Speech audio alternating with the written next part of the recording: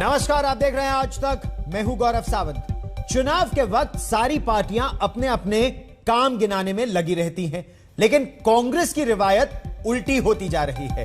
वरिष्ठ कांग्रेस नेता पिछली सरकारों की नाकामियों को जनता के सामने पेश करने में लगे हैं।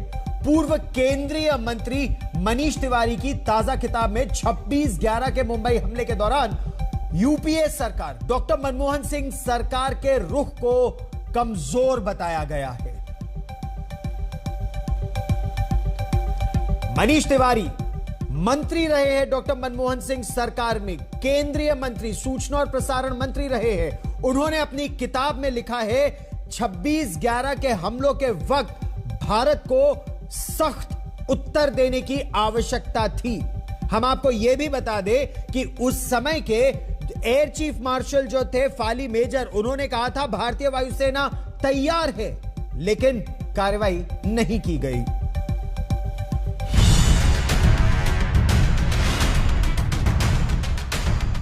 छब्बीस नवंबर 2008 अमेरिका के 9/11 के बाद दुनिया का सबसे बड़ा आतंकी हमला। हर साल की तरह इस बार भी हमले की 13वीं बरसी से पहले उस घटना की चीरफाड़ और सरकार की कार्रवाई पर सवाल। हर साल ये काम बीजेपी और उसकी सहयोगी पार्टियों का होता है, लेकिन इस बार हैरत अंगेज तरीके से कांग्रेस के बड़े नेता मनीष तिवारी ने यह मोर्चा संभाल लिया। एक किताब में मनीष तिवारी ने लिखा है, किसी देश को अगर निर्दोष लोगों का कत्लेआम करने का कोई खेद नहीं, संयम की ताकत की पहचान नहीं, बल्कि इसे कमजोरी के प्रतीक के तौर पर लिया जाता है। 26/11 एक ऐसा मौका था जब शब्दों से ज्यादा कार्रवाई दिखनी चाहिए थी। मुंबई हमले के बाद भारत को तीव्र जवाबी कार्रवाई करनी चाहिए थी। राष्ट्रीय सुरक्षा के नाम पर बीजेपी वैसे ही कांग्रेस को कटघरे में खड़ा करती रही है। अब जब मनीष तिवारी जैसे कांग्रेसी ने खुद ही ये जिम्मा ले लिया, तो बीजेपी के आरोपों पर जैसे मुहर ही लग गई।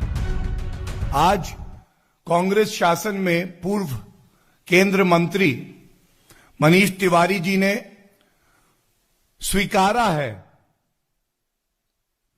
कबूल लिया है कि उनकी सरकार ने राष्ट्र सुरक्षा को दांव पर लगा दिया।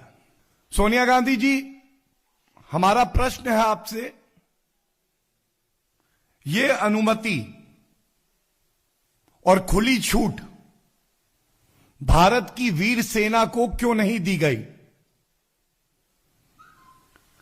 और दरअसल मनीष तिवारी की नई किताब जल्द लॉन्च हो रही है।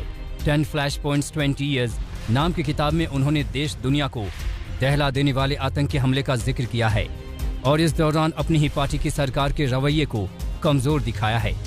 हालांकि कांग्रेस का कोई बड़ा नेता मनीष तिवारी पर बोलने को तैयार नहीं है, लेकिन उन पर एक्शन शुरू हो चुका है। आज सुबह कांग्रेस अनुशासन समिति की बैठक हुई।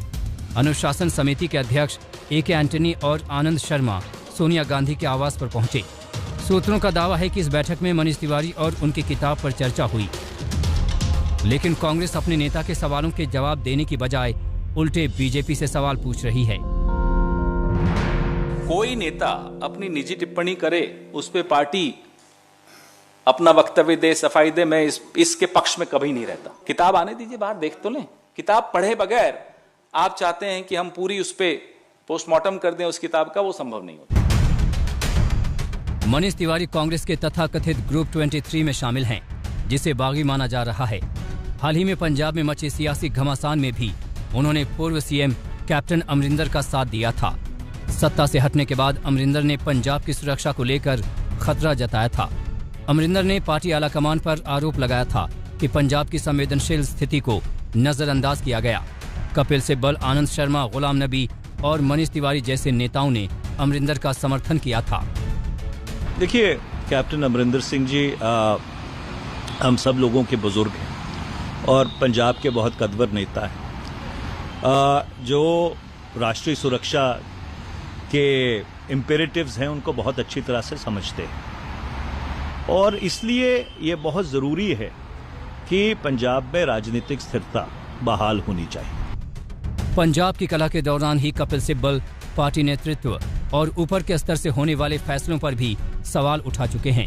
जाहिर है कांग्रेस में अंदरूनी तोड़फोड़ काफी अंदर तक पहुंच चुकी है। मनीष तिवारी की नई किताब इसका ताजा तरीन सबूत है। दिल्ली से सुप्रिया के साथ आज तक ब्यूरो।